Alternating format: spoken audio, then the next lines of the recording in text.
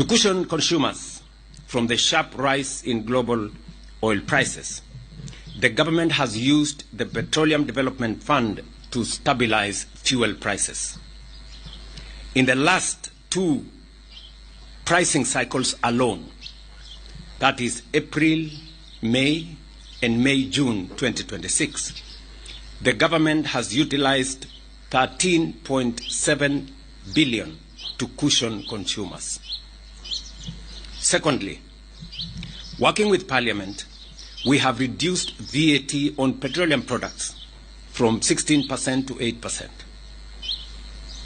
foregoing Kenya shillings 14.4 billion in tax revenue in order to reduce pressure on Kenyan families and businesses.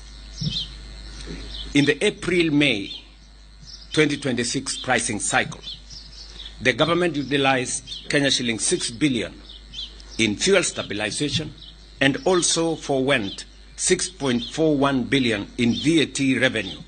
In total, the government spent 12.45 billion on stabilizing during that cycle. That is April-May. We have spent a total of 12.45 billion to stabilize fuel prices.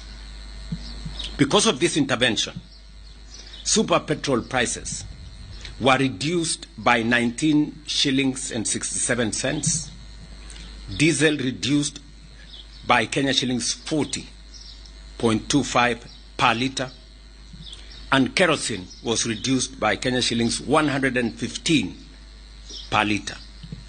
Similarly, during the May-June 2026 pricing cycle, the government utilized another 7.7 billion for stabilization and forwent 8 billion shillings in VAT revenue.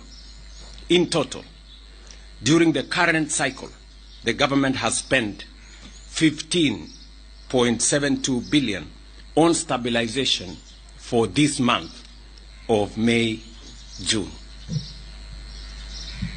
As a result, super petrol prices were reduced by 15.87 shillings per litre, diesel reduced by 44.89 shillings per litre, and kerosene reduced by 78 shillings per litre. Just for context, without government intervention during this cycle, super petrol would today have retailed at Kenya shillings 230 shillings per litre instead of the 214. Diesel would be retailing at 277.75 shillings per litre instead of the current 232.86 shillings per litre. And kerosene would have retailed at 270 shillings per litre instead of the current 191 shillings per litre. Taken together, across April-May and May-June 2026 pricing cycles, the government has spent a total of 28.19 billion on fuel price support through direct stabilization measures and tax relief interventions. These interventions have protected millions of Kenyans from even more severe economic hardship. I have further directed